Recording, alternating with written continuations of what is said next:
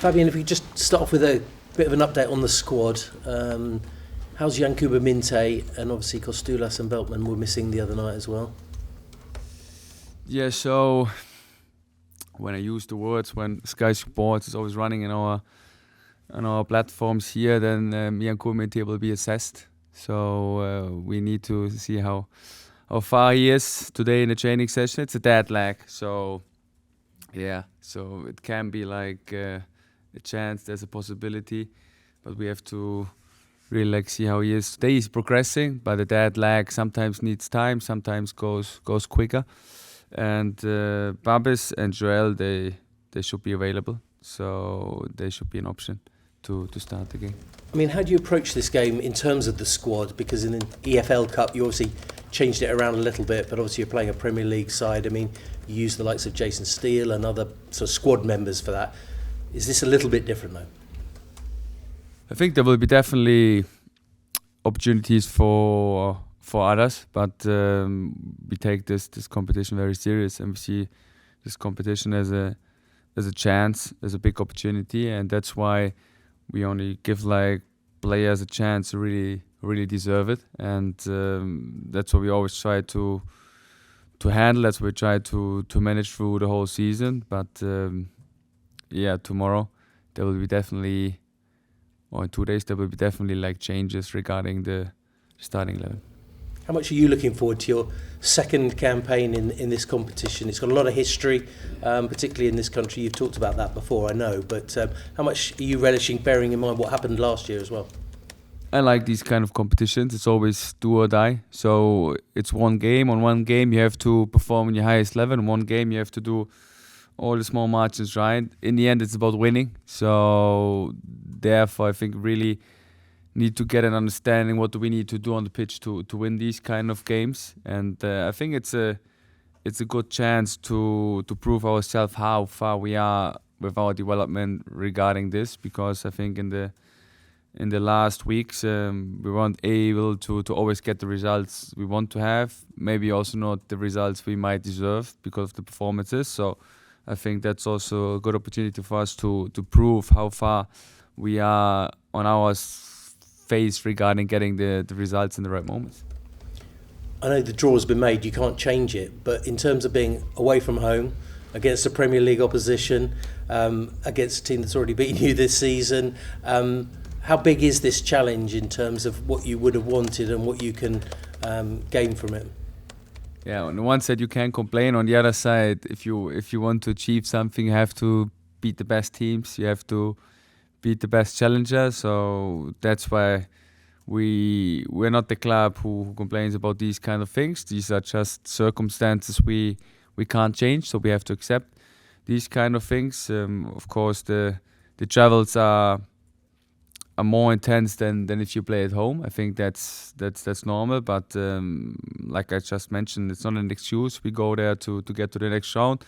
We know it's a big opportunity. We know it's also a big opponent, an opponent with big individual quality. But like I just mentioned, we go there to get to the next round, and therefore we have to go all in. Do you see a change? Obviously, a lot's happened within that club, and there's probably more changes to come. But do you see a change in style of play immediately from Burnley and the interim management team that's been put in place? I think it's very difficult. Of course, there was a change regarding the formation, so they changed to a back four, but they're still the same players on the pitch. I think it's also not so easy for a coach to get into it and to media have an impact within like 2 or 3 days. I don't know how many training sessions they had together. So I think we have to focus on us. We can prepare our team individually to their opponents, who they will face, because I think the individual players won't change that much towards Sunday. But then it's really about us. It's really about sticking to our principles, trying to do our principles right for 90 minutes, and I think that's the main focus. Just finally for me, it's a very historic competition. And I know you know the history of this football club. How aware are you of the history going way back in terms of Albion losing in a final against Manchester United, Albion losing in a semi-final against Manchester United, and never having beaten them in this competition? Yeah, these are statistics. So I know them, definitely. I know them because like losing, I think in the final wasn't that far away. So I was already alive. The other things that happened a little bit earlier, but yeah, definitely I know them. It's a good reason to go there and change it. It's a good reason to go there and try to avoid having like these kind of history in this club. So that's also our responsibility, and we know we are capable of going there and win this game. We are know of capable of going there and get to the next round, and that's our only focus. I think that the experiences or the games you just mentioned won't affect us tomorrow. So it's just the effect that happened in the past. But tomorrow, in 2 days, there are new circumstances. There are new players on the pitch. It's just a new situation. So that's why we don't get too much affected by these kind of things, and then we try to create new history. Thank you. Fabian, you started the game against Manchester City on the front foot very well in the first sort of 15, 20 minutes. You regularly got in behind them. Will you be looking to do much the same against Manchester United at Old Trafford? It's always nice to start like this. I think even nicer when you score, because the early goal always helps. It changes the dynamic of the game. So I just said it after the game against City. Regarding the performance, we were happy. I think we could be much more effective using our chances. We could be like more mature in front of the goal, use the chance we created better, then there might be a different result. But regarding the performance, we want to go to Manchester again and try to start on the front foot and try to start intense, because that's our style of play and these are our principles, and that's exactly what I just mentioned. It's about us, focusing on us, concentrating on our principles, and that's what we try to do as well when we go to United. What different challenges do you expect Manchester United to pose under Darren Fletcher as opposed to Ruben Amorim? It's difficult to say, because on the one side that the players, they didn't change, so we will face the same individual quality we faced under Ruben. Of course, I just mentioned that they changed the system. I don't know how they will face us.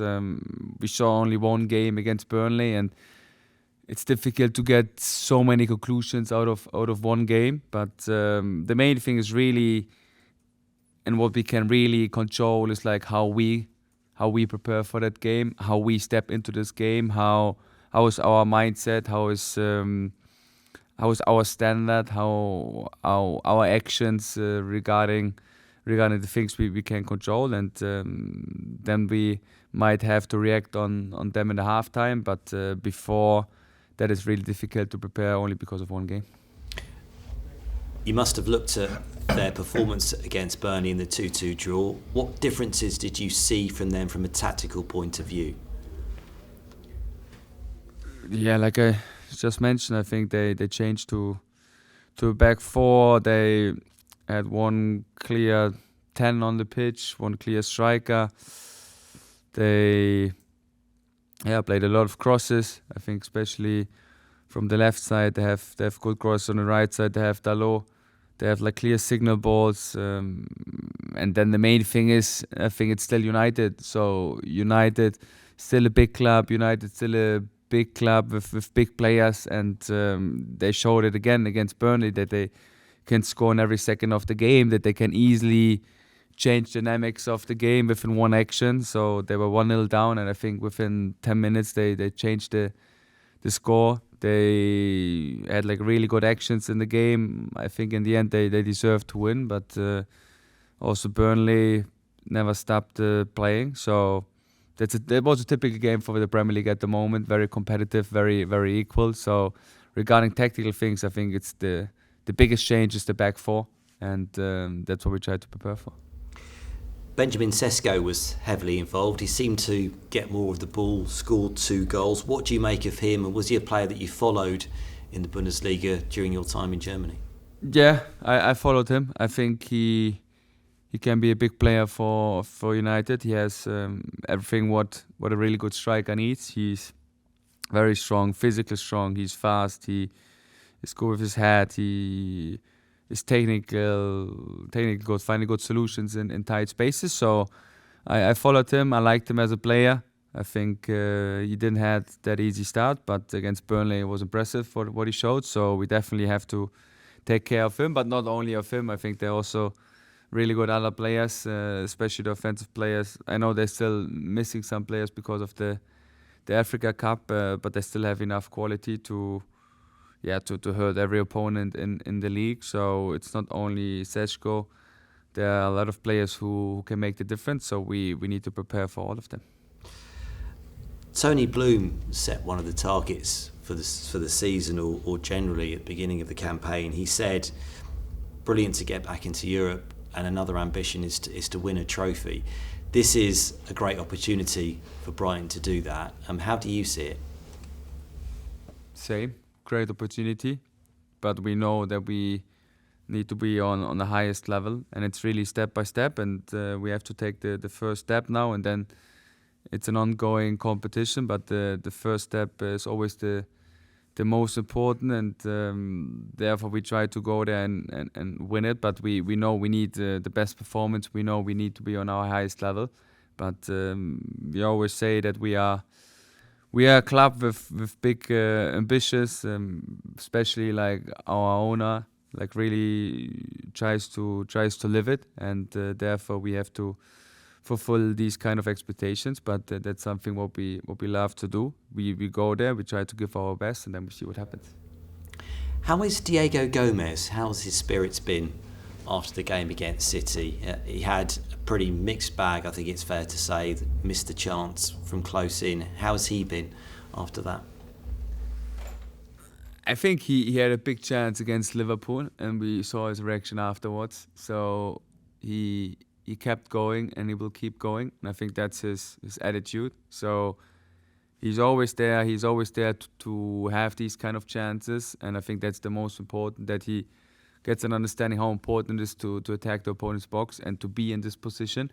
And then, of course, it's an unlucky moment. Everyone wants to score. I think it's a similar chance he had against Liverpool. But for me, the most important is that he's keep trying, keep being there, keep staying alive. The same is for Yassin. Yeah, I think he had like 2 individual errors against City, but that's our way of playing, and we really try to give these kind of players like the support they need to improve. And I think that's what we have to do also in phases where they're not scoring, where they do individual mistakes. That's our way, and therefore really need to push them. And I see players they really want to improve, so they really want to learn from these kind of things. And therefore, to answer your question, I see a Diego with a brilliant effort. I see a Diego with a brilliant attitude towards football, with a brilliant attitude towards his own development.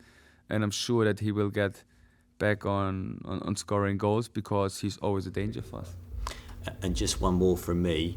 Pascal Gross was signed a week ago today. What impact has he made since his second arrival? I think everyone saw the impact on the pitch. So he has a special calmness and a special understanding of the game. He gives like a good mix of defining the rhythm of the game. That's the one part on the pitch. But I think the most important is beside the pitch. Like, he's very influential because he's a great leader. He's a role model for the young players, and he's a good connector. He understands different dynamics. He's observing things. He's doing everything for the club, and I think that's not usual. That's not normal in these kind of businesses. So he really puts his ego behind the success from this club, and I think that's why the fans love him that much, because they really feel it. And we all could feel it here in this building since day one, since he arrived, that he's there to help us, and that he's there to get an understanding for everyone in the building. And I think that's the most important influence he has so far.